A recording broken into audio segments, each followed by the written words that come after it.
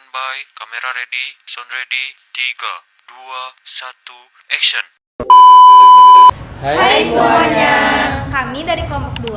Saya Ihsan. Saya Fariza. Saya Maria. Saya Devita. Saya Aisyah. Saya Amanda.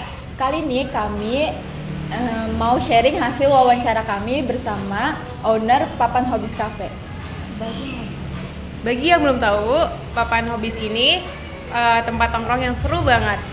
Ada makanannya, minuman, dan tentu juga ada game yang seru. Tapi ternyata di balik serunya tempat ini, mereka juga punya komitmen kuat dalam menjaga kenyamanan dan hak-hak konsumen. Nah, kami penasaran nih kayak gimana sih cara mereka mewujudin itu semua. Makanya yuk langsung aja simak hasil wawancara kami. Let's go!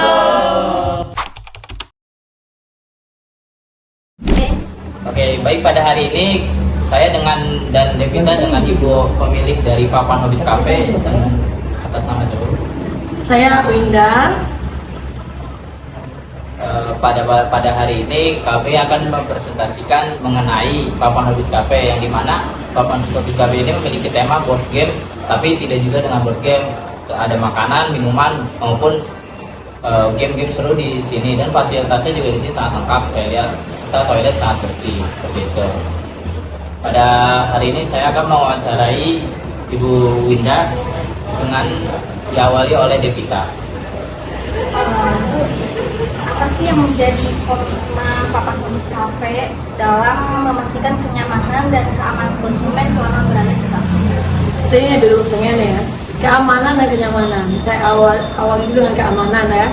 Keamanan pastinya kita kan ada security ya di depan ya, yang menjaga bahwasanya siapapun customer yang bawa mobil, motor itu dijagain, jangan sampai hilang segala macam. Karena kita tidak meminta yang mau pakai sama sekali, dan itu udah membuat nyaman kamu kita yang tidak berbayar parkir sama sekali. Jadi aman, nyaman, nyambung dari parkiran dulu. Dan kedua, aman dan nyamannya itu dari segi kafe. Makanan kita pasti aman, insya Allah. Kenapa? Karena kita jamin kehalalannya. Maka kita ada sushi. Teman-teman tahu sendiri sushi itu kan jarang yang halal. Ada pakai mirin, ada pakai alkohol dan segala macamnya. Tapi semua itu mirin kita ganti dengan vinegar. Vinegar yang dimix dengan sugar gitu. Dengan ada beberapa racikan sendiri seperti mayonya itu pakai telur dan kita pakai sendiri. Jadi kita jamin kehalalan dan keamanannya gitu loh. Tidak pakai pengawet sama sekali. Terus kita jamin juga keamanan dalam bentuk jaminan kualitas dari produknya, seperti ayamnya, salmonnya itu pasti fresh. Dan juga produk makanan kita sajikan itu pasti aman dalam segi ingredients. Kita tidak pakai yang namanya pengawet dan juga tidak pakai frozen food seperti gyoza, dimsum itu bikin sendiri. Saus saja cabainya juga bikin sendiri. Terutama bisa rasakan makanannya Papan Hobbies itu pasti berbeda tempat lainnya. Mulai dari snack ringan aja kita bikin sendiri. Seperti misalnya nasi goreng lah ya. Orang banyak kafe lain itu bekerjasama dengan tempat bumbu lain bikin nasi goreng yang racikan dengan pengawet dan lain-lainnya, kita bikin sendiri. Dan cabai pun untuk nasi goreng atau untuk bumbu-bumbu mie goreng dan lainnya itu kita pakai cabai bulat di pasar yang kita giling sendiri. Jadi kita nggak percaya yang namanya beli cabai giling pasar, cabai halus dari pasar yang ada pewarna dan pengawetnya. Itulah komitmen kita untuk menjaga kualitas dari makanan. Untuk menjaga keamanan lainnya adalah servis. Selain servis menjaga parkiran tadi, kita juga jaga keamanan dari tamu dan pengunjung di kafe ini, seperti kita ada kolam berenang sini. Kalau tamu yang pengen berenang, kita kasih petunjuk kalau ini dalamnya sekian, ini dalamnya sekian. Anak kecil yang pengen berenang, kita pastikan lampunya dan dijagain oleh pegawai-pegawai kita dalam kolam berenang yang berdiri standby. Atau kita ingatkan juga orang tuanya untuk selalu juga standby. Jadi kita nggak lepas orang untuk berenang aja. Dan untuk anak kecil yang bermain board game seperti ini, kalian bisa lihat ya, board game itu tuh ada game yang dewasa, ada game anak kecil, ada game yang remaja. Menjaga keamanan, anak kecil nggak sembarangan bisa main game dewasa, ujuk-ujuk ambil main game dewasa, nggak bisa. Jadi kita tempatkan tempat khusus seperti ruang ping dalam, nanti kalian bisa shoot. Itu ruangan khusus area bermain anak-anak kecil. Yang ruangannya itu sangat aman sekali, yang kalau anak kecil jatuh ada karpet rumput yang tebal yang tidak akan membuat mereka terluka. Ada sofa-sofa juga yang empuk dengan beanbag-beanbagnya, yang kalau anak kecilnya jatuh, terguling, berlari, dia ada kasur yang menampungnya loh. Tapi kalau anak kecil makan di meja kayak gini, ketika dia manjat jatuh kan berisiko.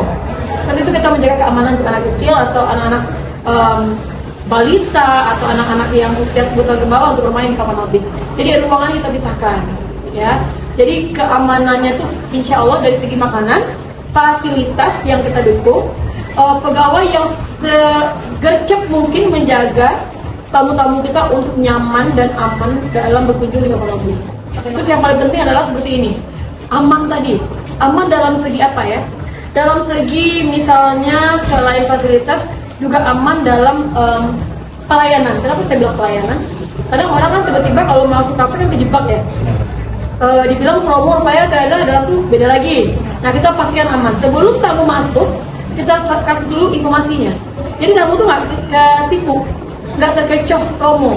Jadi maaf ibu, kita di sini tuh makan minum bayar, tapi kalau mahasiswa gratis bayar main game.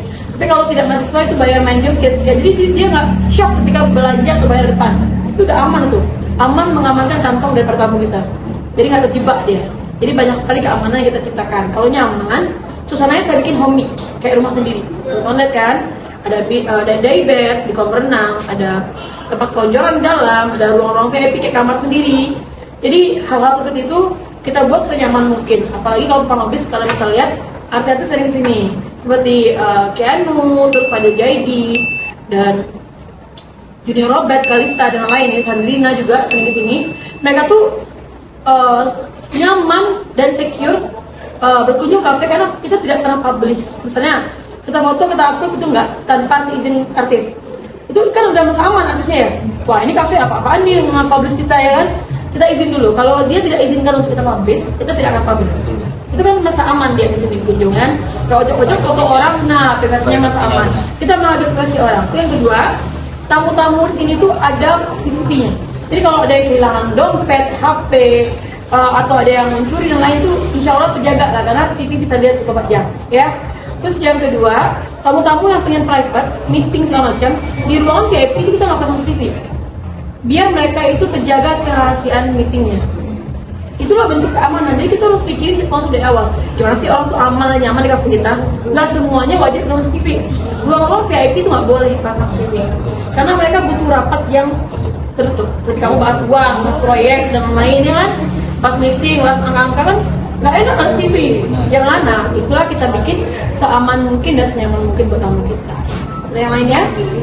Selanjutnya saya mau bertanya, tadi kan sudah dijelaskan banyak banget dan super lengkap fasilitas maupun kebersihan, pelayanan, keamanan dan lain sebagainya.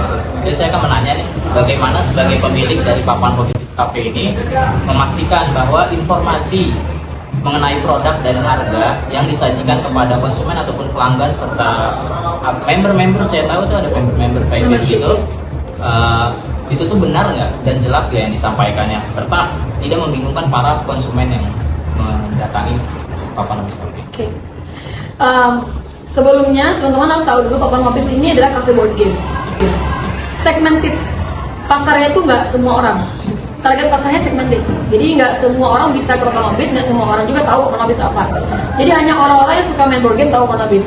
Atau orang-orang yang pengen cari board game itu pasti tahu Papan Hobis. Karena itu sebenarnya sejak 2012 adanya di Pekanbaru sama di Padang. Jadi baru 2024 buka cabang di Jakarta. Kebetulan kita pemain lama dalam dunia supplier game. Jadi semua kafe-kafe board game yang berdiri di Jabodetabek itu ternyata beli gamenya ke Papan Hobis dulu.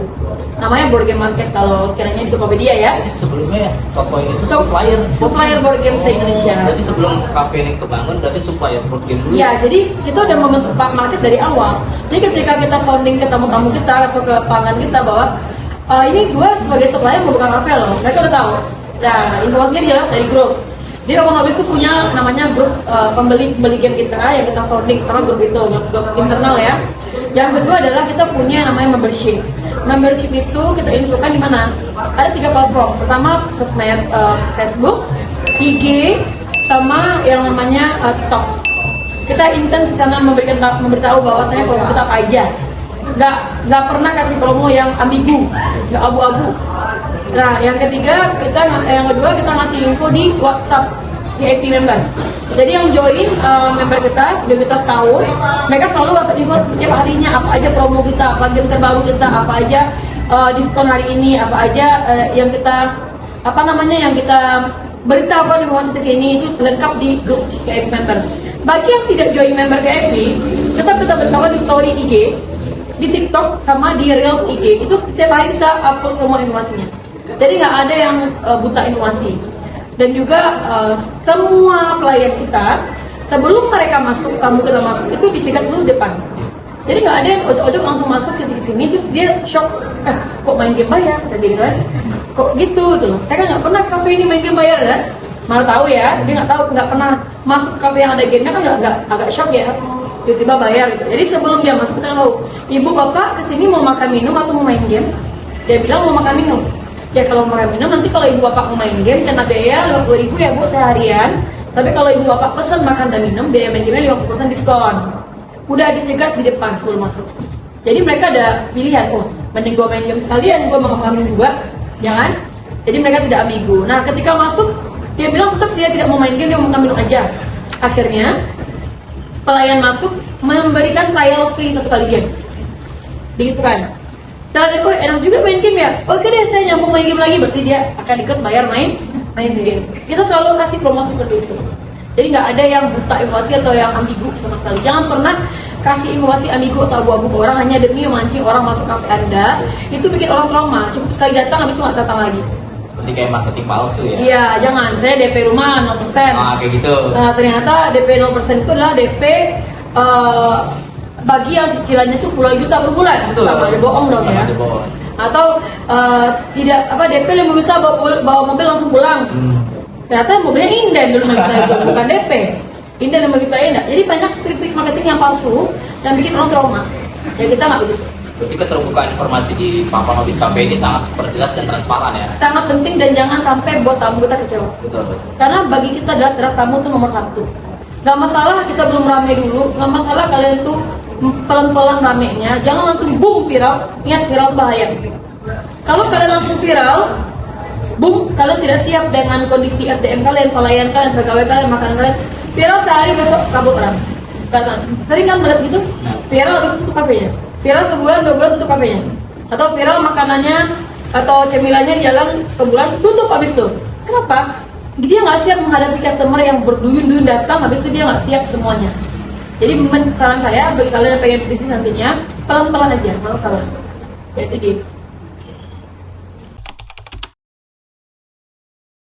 Selanjutnya dari aku Aisyah, Dan aku Amanda, dan aku Linda. aku mau bertanya kepada Ibu Ornia. Yang pertama, jika konsumen memiliki keluhan atau masukan, bagaimana prosedur yang dapat konsumen lakukan untuk menyampaikannya kepada pihak kafe? Oke, langsung jawab ya. Oke. Jika customer punya saran, kritik, keluhan terhadap makanan, minuman, pelayanan, kebersihan atau sebagainya, sebelum keluhan itu terjadi, SOP dari pegawai kita adalah mereka harus menanyakan semua meja. Kita ke customer semua meja menanyakan apa? Ibu bagaimana pelayanan kita ibu? Bagaimana dengan makanan kita bu? Ada kekurangan, ada yang dikritik atau diberikan saran, masukan tentang makanan. Bagaimana bu game master kita? Apakah dia cukup komunikatif melayani ibu untuk bermain board game? Selalu tanyakan ke meja sebelum mereka memberikan kita saran. Jadi sebelum, prinsip saya adalah tim saya harus menjemput sebelum orang memberi. Ngerti nggak? Kayak main bola, itu harus kita kejar dulu bolanya sebelum bola akan kaki kita. Jadi itu prinsipnya. Jadi semua pelayan itu SOP-nya adalah setelah menghidangkan makanan, 2 menit kemudian makanan dimakan, mereka harus nyampe ke meja dulu. Tanyain adalah, gimana makanan kita ibu? Oh iya keasinan misalnya. Oh iya kepedesan. Kita tanya lagi, tadi ibu tidak ada nos kalau tidak mau pedas. Kalau ibu tadi ada nos mau pedas, kita akan bikin tidak pedas. Oh iya saya lupa. Pasti salah customer. Tapi kalau customer udah bilang ke pelayan, tadi saya bilang nggak pedas loh, kok ini pedas mbak? Si SMS pelayan akan lihat, oh iya pedas, berarti ini dapur yang salah. Nah kalau dapur yang salah maka makanan ditarik akan diganti lagi. Itu bentuk pelayanan kita. Tapi kalau si customernya lupa ngasih nos itu bukan salah daripada kafe atau bukan habis, tapi customer sendiri yang tidak memberi nos karena selalu pelayan akan menanyakan atau di QR ini kan ada QR barcode ya sayang ya. Jadi untuk mempermudah tamu, pelayan nggak harus di meja nanyain pesan apa aja. Kalau tamu cukup scan barcode, langsung lihat menunya. Nanti ada nos sana. Dia mau makanan ini pedas, dia mau makanan ini matang, dia mau makanan ini berkuah atau tidak. Kalau dia tidak beri nos, berarti kita akan membuat sesuai standar yang ada. Jadi kalau misalnya kepedesan itu bukan salah kita. Kalau tidak pedas sama sekali bukan salah kita juga, karena itu standarnya. Kecuali ada makanan yang tidak pedas, terus dia bikin pedas sama customer sama orang dapur, itu kita yang ganti. Jadi bentuk pelayanan kita adalah selalu melayani tamu sebelum mereka memberi kita saran. Dan di depan juga itu di meja ya sana. Pas mereka bayar nih, ada yang bayar langsung lewat GoPay, ada yang bayar juga langsung di kasir. Kasir akan bertanya kepada tamu kita, bagaimana Bapak Ibu tentang kisaran? Mungkin ada lihat tuh di meja sana, ada tulisan sticky note. Itu adalah tempat kisaran. Jadi sebelum kalian menanyakan bagaimana bentuk antisipasi kita terhadap kisaran tamu sudah kita berikan media untuk menyampaikan. Jadi sebelum tamu menulis di Google review, menjelekkan kita di TikTok, menjelekkan kita di IG, menjelekkan di Facebook, jangan sampai dia keluar dengan keluhan. Hentikan keluhan dia dengan mengganti semua yang dia keluhkan. Dan sebelum dia keluar, tanyakan lagi kasir dan bikinkan notes sana. Jadi mereka udah keluar nyampe unek-uneknya. Ngapain lagi dia bikin di Facebook dan lainnya? Kebanyakan mungkin restoran atau kafe itu tidak berpikir seperti itu, sehingga keburu si customer ini langsung ngejelekin di sosial media. Karena mungkin dia udah komplain, tapi si restorannya udah bilang, saya nggak salah kok ini, defense. Itu nggak boleh. Sebagai pemilik kafe atau sebagai pelayan di kafe, yang utama adalah kalian harus merasa salah terus, ya. Walaupun customer salah, kita salah duluan. Jangan pernah kita merasa dewa atau benar. Jadi ya kuncinya.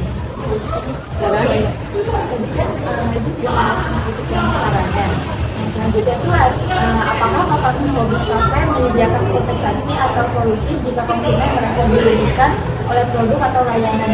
Seperti yang saya bilang tadi ya, kalau dia merasa makanannya itu tidak layak atau misalnya kita pedesan ke asinan, itu kan kita ganti baru. Kita langsung itu kompensasinya. Kita ganti baru, kita tarik lagi menunya, kita ganti dengan yang baru. Misal, tapi itu jarang terjadi di sini. Kebanyakan tuh mereka misalnya pesan yang tidak pedas tapi yang tak pedas, karena standar kita pedas. Customernya lupa ngasih not. Kalau lupa ngasih not itu kan tidak mengganti. Nah, paling mereka pesan lagi. Oh iya ya, salah kita ngasih not. Karena ini mau standarnya kayak nasi goreng, mana nasi goreng nggak pakai cabai? Kita bilang nasi goreng Padang. Kan nasi goreng Padang nggak mungkin nggak pedas dong. Kecuali Chinese fried rice gitu kan ya. Nasi goreng Cina itu nggak pedas. Kalau kita cabai kita yang luar biasa gitu ya.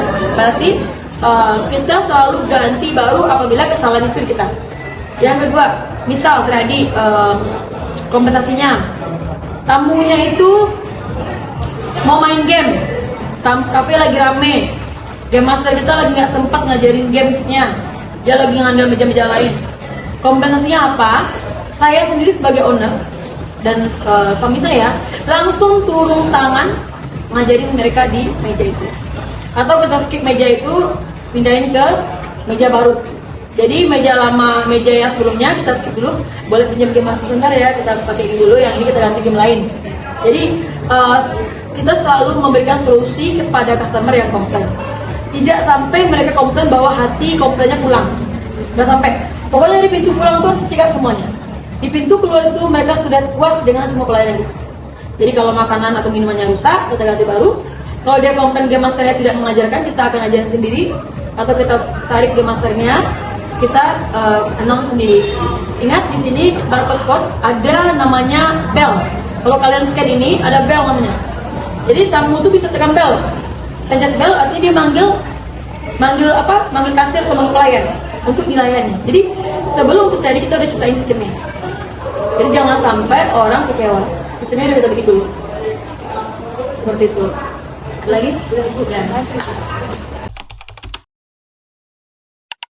Baik Bu, saya akan mengambil alih untuk menanyakan ibu berikutnya. Dalam hal terjadi permasalahan antara konsumen dan pihak kafe, apakah Papan Kogiska memiliki prosedur penyelesaian masalah yang sesuai dengan peraturan yang berlaku? Sejauh ini tuh kita tuh nggak pernah mengalami komplain antar tamu dengan ini ya, kafe ya. Kecuali mungkin tamunya salah persepsi atau misunderstanding. Pernah awal-awal kafe ini berdiri, ini cash by cash ya. Tapi setelah itu nggak pernah terjadi komplain ya. Pernah awal berdiri dulu ketamunya booking buat ulang tahun. Ya. Party full party itu bahkan. Dia pakai kolam renang kita. Itu kita udah bilang ke tahu bahwasanya kalau memakai kolam renang itu ada namanya biaya kebersihan, betul? Tapi kalau tidak mau bayar biaya kebersihan, jangan pernah injak bagian depan ini, karena kalau ini basah sampai sini banjir kan agak repot ya di sini ya. Langsung habis berenang ke pintu belakang itu untuk cuci bersih. Kenyataannya yang terjadi, namanya manusia kita bisa kontrol. Anak-anaknya lari-lari pada masih dewasa 17 tahunan ya, lari sana sini, banjir ini semua dengan air. Tentu dia melanggar SOP kafe si customernya. Tapi yang nama customer kadang tuh ngeyel, gak mau disalahkan. Sehingga apapun informasi kita beritahu, dia tidak mau disalahkan. Kita beritahu bahwa ibu kita udah nyampein di awal bahwasanya apabila memakai kolam renang, jangan sampai menginjak zona yang dilarang. Tapi apabila dilewatin batasnya sampai masuk dalam, itu akan dikenai biaya kebersihan. Tapi akhirnya dilanggar, kita kenai cas 500.000. Nah, dia komplain tuh, diajar komplainnya bla bla bla bla, ya enggak? Apa solusi saya hal itu? Karena kita baru pertama buka dan juga masih baru, dan kesalahan kita adalah tidak bikin kontrak. Jadi setelah itu kita bikin kontrak. Yang namanya orang booking, kita bikin kertas surat bahwasannya DDP sekian, jumlah tamunya sekian, booking tanggal sekian, dari jam sekian ke jam sekian. Apabila memakai kolam renang, makanya dia akan dikena biaya service charge 500.000 jika memotori area yang dilarang. Tertangan? Jadi dia komitmen, ada suratnya ternyata. Tapi kalau hanya kita sampaikan lewat omongan, lewat WA, itu nggak kuat hukumnya. Sehingga saya menjadi kesalahan kita adalah kita tidak kuat hukumnya, karena kita menyampaikan lewat lisan, kan tidak ada bukti. Bisa jadi customer-nya lupa, nggak pernah tuh dia omongin gitu katanya. Nah, kita nggak ada bukti ya, bagaimana ya? Jadi itu pengalaman berharga bagi kita. Setelah itu akhirnya setiap ada customer yang mau booking, kita bikin kontrak yang nilainya 2,5 juta ke atas. Tapi kalau yang mendadak aja nggak masalah. Jadi itulah tindakan kita untuk mengatasi customer komplain. Kita mengalah dulu, kita mengaku salah aja, tidak apa-apa, agar customer nggak lari. Akhirnya hari itu kita nggak minta biaya casnya, yaitu risiko kita. Di sini ada risiko ya. Oke, ada lagi? Yang selanjutnya, di sini saya akan mau bertanya, bagaimana papan hobis kafe berperan dalam mendidik konsumen agar menjadi konsumen yang cerdas dan kritis dalam bertransaksi? Sebenarnya kewajiban mendidik itu bukan papan hobis yang kewajibannya, tapi kita wajib memberikan informasi. Bagaimana customer itu kritis gitu ya. Dengan dia main di papan hobis dia jadi customer yang kritis. Kalau kita kasih main board game. Board game ini kan satu game yang dimainkan di meja, yang tujuannya buat mengedukasi customer agar mereka punya critical thinking, cara berpikir kritis, cara berpikir logik, bahwasanya dia tidak gampang percaya hoax, dia nggak gampang dibohongin orang, someday dia nggak gampang ditipu, dan dia punya analisa yang mantap. Karena main board game ini butuh otak ya, butuh otak dan juga butuh analisa. Nggak bisa sembarangan mainnya, tapi dia fun gitu loh. Nah, dengan dia sering main board game, berarti kita udah mengedukasi customer bahwa berpikir kritis dan berpikir maju itu penting ya. Terus kita juga memberikan sarana-sarana seperti itu yang saya bilang tadi. Saya punya papan mading buat customer. Kalau dia ada kritik saran, dia bisa tulis sendiri. Dan kita juga punya SOP bagi pegawai kita. Dia mereka tamu datang, mereka wajib tanyakan dengan tamu. Jadi tamu itu udah dipancing untuk memberikan kritik. Jadi kita tuh bukan anti kritik, malah pengen banget dikritik. Misal, Mbak Winda, ini kok saya pengen begini, case-nya begini ya. Misalnya kamu ada member VIP dan non VIP. Tamu yang non member tuh nggak dapat ruangan member VIP, ruangan VIP. Dia pengen main di ruang VIP. Dia gitu. Tapi kita bagaimana mengedukasinya tadi? Kita bilang bahwa hanya member VIP yang berhak memakai ruang VIP karena dia punya bayar lebih. Dia tetap nggak mau. Wah, kalau gitu yang ada uang dong yang bisa main. Ya itulah dunia ya. Kalau kamu ada uang, kamu bisa mendapatkan fasilitas lebih, betul nggak? Jadi kamu punya uang lebih, kamu bisa beli yang namanya sepatu Adidas, Nike yang tahan lama, yang lebih nyaman dipakai, betul? Tapi ketika kamu kurang uangnya, kebajikannya kamu beli sepatu Bata misalnya, atau sepatu Trilong atau apa gitu kan ya, yang agak kurang nyaman dipakai, betul? Itu risiko ya. Nah begitupun tamu-tamu yang punya member, itu kita kasih kelebihannya. Dia udah bayar plus, dia udah bayar kelebihan untuk fasilitas yang mereka dapatkan. Nggak mungkin dong Mereka udah bayar lebih tuh dia kasih kita tempat-tempat yang nggak bikin mereka nyaman. Nah, tamu-tamu yang bukan member minta nyaman, nggak ada. Ada uang, ada fasilitas, betul? Ada uang, ada kenyamanan. Jadi you get more, you you pay more, ya. You get what you pay. Jadi kamu akan dapatkan apa yang kamu bayar.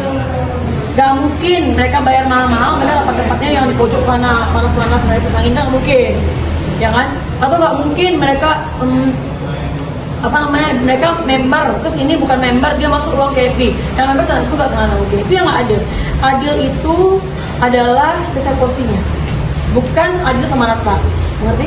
Jadi kamu bekerja dengan dia sama posisinya beda, kamu sebagai leader, dia sebagai anak buah. Kalian mau adil, gaji kamu sama aja dengan dia 3 juta, itu bukan adil. Adil itu porsi kamu sebagai leader, gaji kamu 5 juta, dia 2 juta sebagai anak buah. Karena porsi kerjanya lebih berat dia dibanding dia, itu baru adil. Jadi adil itu tidak boleh sama rata, tapi sesuai porsi. Begitu. Baik Ibu, saya kira terima kasih sudah meluangkan waktu untuk sedikit berbincang dengan kami. Terima kasih banyak anak minta semua.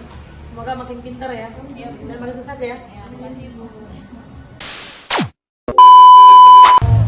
Nah, itu dia hasil dari wawancara kami. Dari obrolan tadi kita jadi tahu kalau perlindungan konsumen itu sangat penting banget. Semoga wawancara ini bisa memberikan gambaran terhadap pemilik usaha maupun pelaku usaha dalam melakukan usaha, dan tidak hanya berjualan saja, tetapi juga soal tanggung jawab dalam berusaha. Terima kasih telah menyimak dan menonton sampai akhir presentasi kami. Kami tunggu untuk presentasi selanjutnya. Dah.